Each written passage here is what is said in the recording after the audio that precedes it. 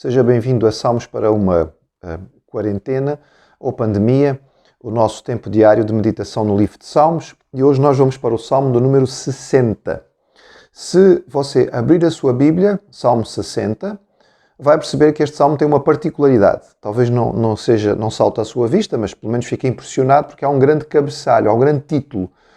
E de facto este é o Salmo com o maior título. Alguns salmos têm apenas, não têm título nenhum. Alguns salmos têm indicação do autor, quem foi que compôs o salmo.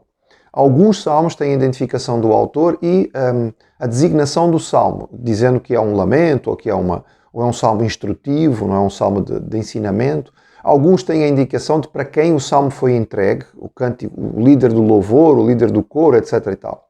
Alguns salmos têm também a identificação da música, da melodia que era usada para cantar este salmo. E há um ou outro salmo, não muitos, que têm o contexto no qual o salmo foi composto.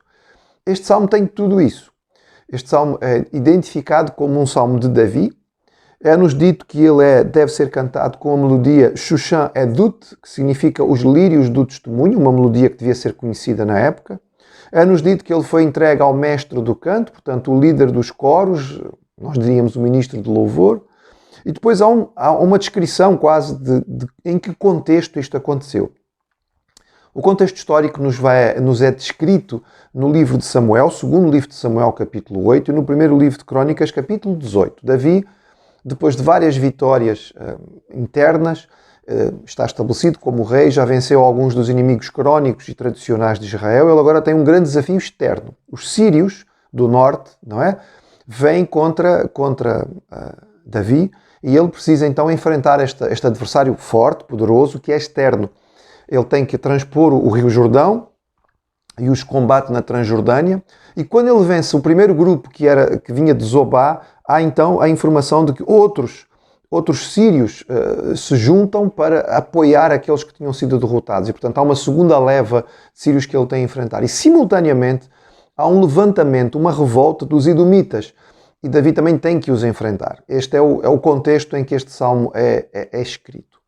Vamos então ler o salmo para perceber o que é que ele nos diz. Surge então como um lamento comunitário, um pedido comunitário no meio desta situação de conflito que parece que se complicou. Diz assim o Salmo 60. Ó Deus, tu nos rejeitaste e nos dispersaste. Tens estado indignado, restabelece-nos. Abalaste a terra, fendeste-a. Repara-lhe as brechas, pois ela ameaça ruir. Fizeste o teu povo experimentar reveses, e nos deste a beber vinho que atordoa. Deste um estandarte aos que te temem para fugirem de diante do arco, para que os teus amados sejam livres. Salva com a tua destra e responde-nos. Falou Deus na sua santidade. Exultarei. Dividirei Siquém e medirei o vale de Sucote. Meu é Gileade, meu é Manassés.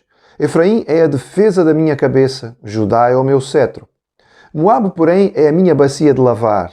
Sobre Edom atirarei a minha sandália. Sobre a Filistia jubilarei. Quem me conduzirá à cidade fortificada? Quem me guiará até Edom? Não nos rejeitaste, ó Deus. Tu não sais, ó Deus, com os nossos exércitos. Presta-nos auxílio na angústia, pois vão é o socorro do homem. Em Deus faremos proezas, porque Ele mesmo calca aos pés os nossos adversários. Lendo os relatos históricos em Samuel e em Crônicas, fica-nos a ideia de mais uma campanha de Davi vitoriosa, nada de extraordinário. Ele realmente teve uma batalha muito grande contra os sírios, ele os venceu. Há uma segunda leva de sírios que ele também vence, e depois no regresso para Jerusalém ele tem que enfrentar os edomitas no Vale do Sal e também os derrota. Num dos textos nos diz que foi Joabe o comandante principal, outro diz que foi Abissai. Mas ficamos com a ideia de que houve realmente mais uma campanha militar vencida por Davi. Lendo o Salmo, fica-nos a ideia de que a coisa foi um bocado mais complicada. E se calhar essa é a nossa experiência pessoal também. Por vezes, depois que passamos por um problema e quando nos perguntam a respeito da dificuldade ou quando damos testemunho, o relato é relativamente rápido. Passamos por esta situação, aconteceu este acidente, tivemos este problema de saúde, tivemos esta luta com o nosso filho, tivemos este problema no trabalho. Mas não entramos em grandes pormenores e a pessoa, foi uma bênção, mas não fica com a noção de que houve muita angústia e houve muita luta enquanto isto estava a acontecer. Lendo o Salmo, percebemos que sim. Provavelmente Houve momentos muito tensos durante esta campanha. Davi prepara-se para uma primeira batalha e depois que ele está, digamos, ainda a curtir ou a celebrar a vitória contra os sírios, que já seria uma vitória significativa, há uma segunda leva. Nós não sabemos se inclusive poderia ser mais poderosa. As tropas estão cansadas, há receio, há medo. E simultaneamente poderá ter chegado esta informação de que os edomitas aproveitaram a oportunidade de Davi estar longe, digamos, da capital e ameaçam Jerusalém do sul. Davi não consegue estar em dois lugares ao mesmo tempo e, portanto, há aqui uma série de versículos que nos dão a entender esta angústia. Davi diz mesmo: Senhor, tu nos deixaste numa situação complicada. Ele compara a terremoto, portanto, a terra está a abalar, não está firme. Ele compara a uma bebedeira, o vinho que atordoa, portanto, como quem está bêbado e não consegue andar firme. Portanto, a coisa está mesmo ali muito balançada, digamos, e Davi está receoso. Nós podemos perceber que há algum medo, há uma sensação quase que de abandono. Senhor, tu nos deixaste, tu nos abandonaste. Depois, a partir do versículo 6, parece-nos ter um oráculo, ou seja, Davi possivelmente recebeu uma palavra dada por um profeta. Lembramos que havia profetas próximos, não é? De Davi, talvez algum profeta mesmo em Jerusalém, na altura do santuário, não do santuário do templo, porque ainda não tinha sido construído, mas do local onde estava a arca. Há uma palavra dita por Deus, e esta mensagem é uma mensagem de vitória. Deus menciona geograficamente alguns locais para dizer: eu sou soberano sobre tudo isto, não é? Por exemplo, Gileade e Manassés, Transjordânia, portanto, do outro lado do rio, Deus continua a governar, ele não é só rei, dentro do território fechado com o rio Jordão. São mencionadas as duas principais tribos de Israel, Efraim no norte, Judá no sul. Interessante porque a referência feita a Judá é concordante com a profecia sobre Judá dada por Jacó, que nós lemos lá em Gênesis 49, não é? Diz que de Jacó não se afastaria o cetro.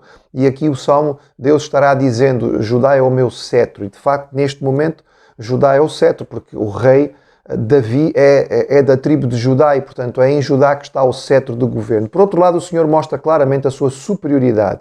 Ele refere Moabe como uma bacia de lavar, ou seja, dá a ideia de lavar os pés, o trabalho que é feito por um escravo, por um servo. E depois há mesmo um ato de desprezo em relação aos edomitas. Eu vou lançar a minha sandália em cima de Edom, não é? Os edomitas não representam nada, vão ser facilmente derrotados. Por isso, e talvez tendo em conta esta profecia, este oráculo que foi dado a Davi, com tanta convicção, fez com que ele pudesse terminar este salmo, apesar de tudo, com uma palavra de grande confiança. No meio da dificuldade, ele sabe que ele não pode confiar em homens, ele sabe que não tem outro tipo de auxílio, ele não pode convocar outras nações para o auxiliar, é só no Senhor. E confiando em Deus, ele sabe que vai fazer proezas. E realmente foi significativo. Davi e os israelitas, que não eram um povo necessariamente de grande arte marcial, têm uma vitória estrondosa contra os sírios, 2 vezes, não é? Contra dois exércitos sírios, e ainda assim, mesmo cansados, no regresso, eles ainda têm uma vitória contra os rebeldes edomitas e, portanto, fazem proeza, e isto é significativo.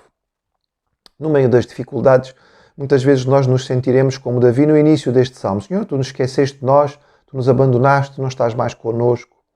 É bom nós buscarmos a palavra do Senhor. É o principal oráculo que nós temos.